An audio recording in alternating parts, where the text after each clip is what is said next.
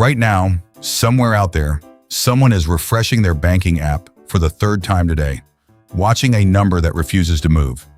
Every month feels like the same fight: get paid, pay bills, try to save something, watch it disappear into a car repair or a dentist bill, start over. If that's you, I need you to hear this clearly. It's not that you're bad with money. There's a real, well-documented reason the first $100,000 you ever save is brutally, disproportionately harder than every dollar that comes after it. Charlie Munger, Warren Buffett's longtime business partner, used to tell people something close to this.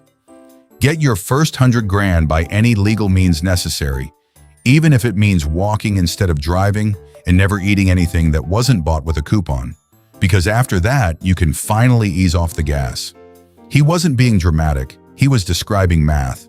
And once you understand that math, the way you look at your own bank balance changes completely. The roadmap. I'm not here to sell you a course or a secret system. I'm here to walk you through why this specific milestone breaks so many people and how to get through it without burning out.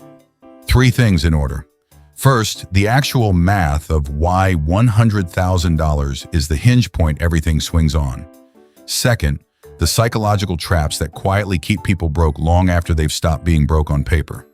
Third, the unglamorous exact system that gets you there faster than you think. The brutal math. Here's the part nobody explains well. When you have $0 invested, you are the entire engine. There's no second engine helping you. If you save $5,000 and it grows at 10% for a year, you've earned $500.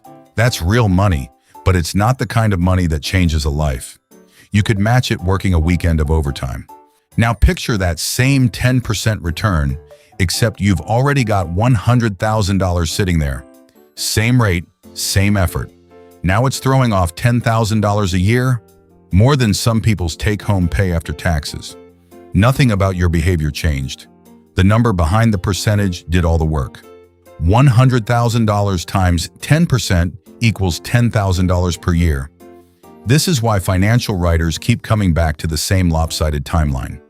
Using a conservative 7% return and $10,000 saved per year, it takes roughly 7 to 8 years to reach your first $100,000. The second $100,000, same savings rate, same return, takes about 5 years. The third takes under 4. By the time you're inching toward $1 million, you've spent roughly a quarter of the total time getting that first 100 grand and the other 3 quarters compounding the rest. Of that first $100,000, something like 70% came directly from money you personally handed over. The market barely helped. That's the part that makes early progress feel like shouting into a canyon and hearing nothing come back. Because for years, it basically is you doing all the shouting. The psychological trap. So if the math eventually turns in your favor, why doesn't everyone get there? Because the real obstacle was never the spreadsheet. It's the culture you're swimming in. We live surrounded by instant everything. Next day delivery, one-tap financing, an entire economy built to make later feel like a personal insult. Skipping a want today for a number you can't touch for years goes against every signal your environment sends you. Add to that the quiet comparison game. Somebody in your circle always seems to be upgrading: a newer car, a nicer apartment, a trip you didn't get invited on because you said you were saving. None of those choices look reckless on their own. That's exactly the problem. It's never one purchase that sinks the plan.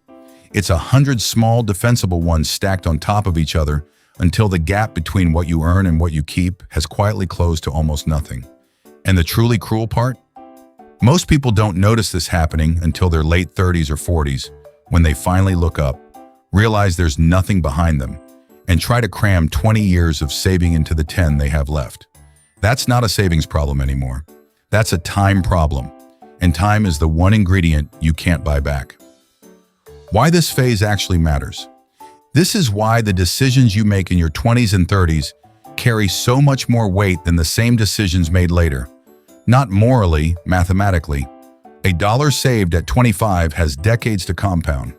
A dollar saved at 50 has a fraction of that runway. Understanding this isn't meant to scare you into panic mode. It's meant to explain why starting now, even small, beats waiting for the perfect moment to start big. Every single time. The honest reality check. Let's cut through something. If you're telling yourself saving is impossible while you're carrying 4 streaming subscriptions you forgot about, ordering delivery most nights, and financing a car payment that rivals someone's rent, you're not actually trying to build wealth. You're hoping it happens to you.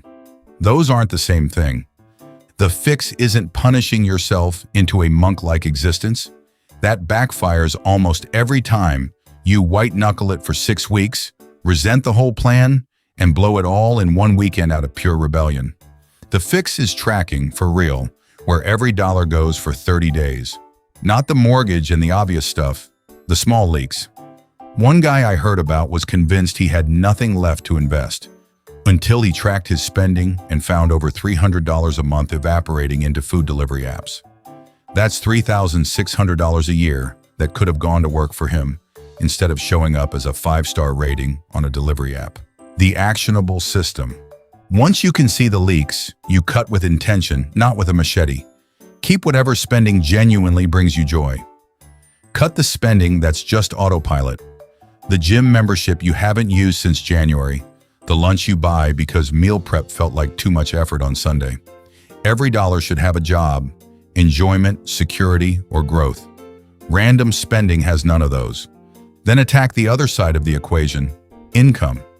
Most people treat their salary like it's carved in stone. It isn't. We're living in the first era in human history where starting a side income doesn't require a storefront or a loan, just a phone and a willingness to trade some comfortable evenings for a few years. Here's the actual math that gets you there. Save and invest $2,000 a month at an 8% return, and you're looking at your first $100,000 in under 4 years. Broken down, that's about $67 a day. Often less than what people are already spending on coffee, takeout, and impulse buys combined. Math was never the hard part. The discipline is. The mindset shift. Here's the part almost nobody tells you. Once you cross that first $100,000, you're not just richer, you're a different saver than you were. The habits that felt like sacrifice for years start to feel automatic because you've built the muscle. That's what people mean when they say the second 100,000 comes faster. It's not only compounding, it's momentum. You've proven to yourself you can do hard, boring things consistently, and that confidence changes what risks you're willing to take next. If you're staring at a balance that feels embarrassingly small right now, understand this. Everyone who's ever crossed this threshold started exactly where you are. More hope than evidence, more plan than proof. The only difference between them and everyone still waiting is that they kept adding to the number on the bad weeks, not just the good ones. So here's the only question that actually matters. Are you willing to be boring on purpose for a few years so you can afford to be interesting for the rest of your life?